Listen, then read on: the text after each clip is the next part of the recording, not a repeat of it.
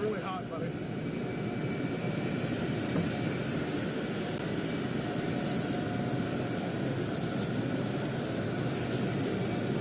So we had a great weekend for our country. We captured a man that should have been caught a long time ago. Unfortunately, he wasn't. He's done tremendous damage. But it was an amazing display of intelligence and military power and coordination and getting along with people. Lots of great things happened. So that was a big, big day and a big weekend, and we're very happy about it. The economy is doing phenomenally well. We have, looks like another good day will be taking place today in the stock market. Good numbers are good numbers are happening all the time. We have good numbers happening all the time. Very soon, I guess we're in record territory for stock. That's great for 401ks. That's great for everything. It's great for jobs. So things are going good. Do you have any questions? We're thinking about it. We may. The question was, am I considering releasing video footage of the raid? And we may take certain parts of it and release it, yes. No, I think Rudy Giuliani is a great crime fighter. He was the greatest mayor in New York City history, but he's been a great crime fighter. He's always looking for corruption, which is what more people should be doing. He's a good man. Mr. President, are you on pace to sign the Phase 1 deal with China when you go to Chile? Yeah, we are looking probably to be ahead of schedule to sign a very big portion of the China deal. And we'll call it Phase 1, but it's a very big portion. That would take care of the farmers. It would take care of some of the other things. It'll also take care of a lot of the banking needs. So we're about, I would say, a little bit ahead of schedule, maybe a lot ahead of schedule. Probably we'll sign it.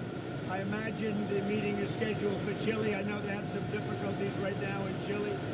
But I know the people in Chile, and I'm sure they'll be able to work it out. Mr. President, why did you have such an aggressive response to John Kelly's comments over the weekend?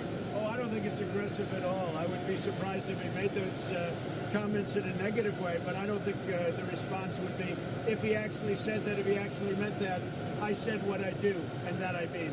Mr. President, are you concerned that Nancy Pelosi and others can't be trusted with this kind of information? Well, I guess the only thing is they were talking about why didn't I give the information to Adam Schiff and his committee? And the answer is because I think Adam Schiff is the biggest leaker in Washington. You know that. I know that. We all know that. I've watched Adam Schiff leak. He's a corrupt politician. He's a leaker like nobody's ever seen before. We had a very good conversation with the Ukrainian president. The conversation was perfect. They don't ever talk about the conversation. It started with a whistleblower. Now they don't want the whistleblower. Then they had a second whistleblower. Now they don't want the second whistleblower. The reason is that when they saw what the whistleblower wrote, and then when I released the conversation, which bore no relationship to what the whistleblower saw, they said their case was out the window. And I think it's a disgrace. And frankly, I told Republicans who are really being taken advantage of, they're really being maligned, and I think it's a horrible thing. They're really looking to hurt the Republican Party, and it's turning out to be just the opposite. So one thing I said, I'd rather go into the details of the case rather than process. Process is wonderful. We already have 50 Republican senators. I never called one of them sign up. 50 out of 53, 50, and perhaps the other ones will do it too. But process is good. But I think you ought to look at the case. And the case is very simple. It's quick. It's so quick. I had a great conversation with the Ukrainian president. I had another conversation with him also, I think before that, which was the same thing. It was nothing. They tried to take that conversation and make it into a big scandal. The problem was we had it transcribed. It was an exact transcription of the conversation. So, in a nutshell, a whistleblower wrote a false narrative of the conversation.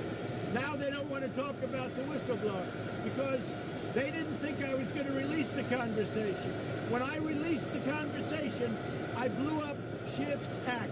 And just to put topping on it, the Russian, as you know, the new Russian president, a good man, made a statement.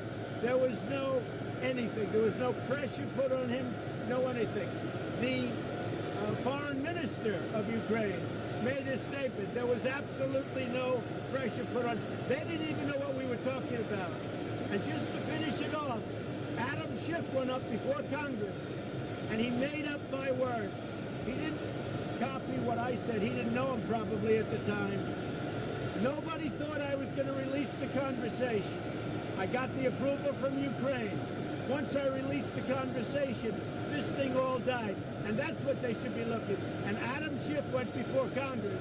And Adam Schiff, what he did, will never be forgotten. He made up a conversation that was a phony fabrication. It was a fraud. And people shouldn't be allowed to get away. They say he has immunity because he's a member of Congress. People shouldn't be allowed to do that. That's a criminal act. What he did is a criminal act. President, Mr. President. USMCA, I hope they approve USMCA. It's in there. It's a great agreement for the United States, for our farmers, for our manufacturers, for unions, for everything. It's been approved by Mexico and Canada. They're waiting. We don't seem to be able to have time for Nancy Pelosi. I call them the do-nothing Democrats. They're the do-nothing Democrats. And frankly, if they put it up, it's going to win very easily. It's going to have bipartisan support. I have no idea what they're doing with it. I can't imagine it takes this long. But they're so busy focusing on a witch hunt and a scam. Thank Can you. you clarify something about